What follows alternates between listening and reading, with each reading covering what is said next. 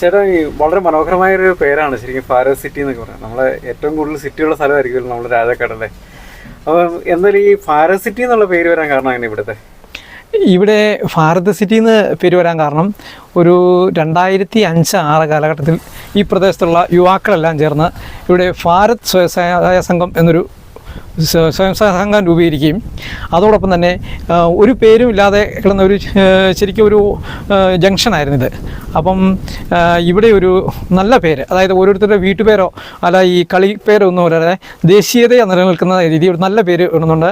ആ സംഘത്തിലുള്ള സഹോദരങ്ങളെല്ലാവരും കൂടെ കൂട്ടായി ആലോചിച്ച് ഈ പ്രദേശവാസികളുടെ സപ്പോർട്ടോടുകൂടി ഇവിടെ ഭാരത് സിറ്റി എന്നൊരു നാമകരണം ചെയ്യുകയും അത് പഞ്ചായത്തിലും പോസ്റ്റ് ഓഫീസിലും ബന്ധപ്പെട്ട അധികാരികളെ അറിയിക്കുകയും പിന്നെ ഇപ്പോൾ KSEB നമ്മുടെ MPയുടെ ലൈറ്റ് സൗണ്ട് എല്ലായിടത്തും ഭാരത് സിറ്റി എന്ന് അറിയപ്പെടുന്നു. ഈ ഒരു 18-19 വർഷം ആയിട്ട് അങ്ങനെ ആ ഒരു പേരിലാണ് ഇവിടെ അറിയപ്പെടുന്നത്.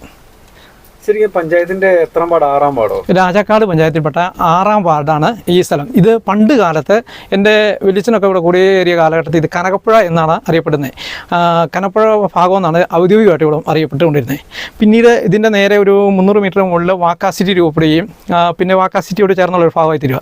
ഇത് അതിനുശേഷമാണ് ഒരു 2006 കൂടിയാണ് ശരിക്കും ഇത് ഭാരത് സിറ്റി എന്ന ഈ പ്രദേശം അറിയപ്പെടാൻ തുടങ്ങിയത്.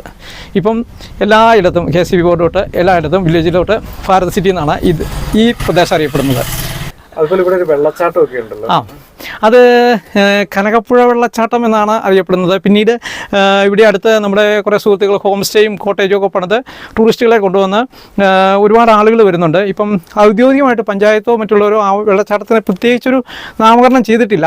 പിന്നെ ഓരോരുത്തരും അവരവരുടെ വീട്ടുപേരിലൊരു വെള്ളച്ചാട്ടം, മറ്റേ പേരിൽ വെള്ളച്ചാട്ടം, ഇങ്ങനെയൊക്കെ പല രീതിയിൽ പറയുന്നു. ഭാരത് സിറ്റി വെള്ളച്ചാട്ടം എന്ന് പറഞ്ഞാൽ ഏറെ ഇതൊരു കനകപ്പുഴ ആറാണ്. ഈ കനകപ്പുഴ വെള്ളച്ചാട്ടം എന്നുള്ളതാണ് ഇത് ഈ ദേശത്തിനും ഈ പുഴയ്ക്കും കനകപ്പുഴയ്ക്കും എല്ലാം ചേർന്നെന്നാണ് എൻ്റെ വ്യക്തിപരമായ അഭിപ്രായം.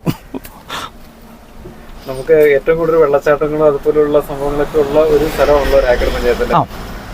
അപ്പൊ എന്തായാലും ഈ ഭാരത് സിറ്റിയുടെ ഒരു ഉത്സവവും അതുകൊണ്ടുണ്ടായ കഥയൊക്കെ പറഞ്ഞു തന്നതിന് വളരെ നന്ദി.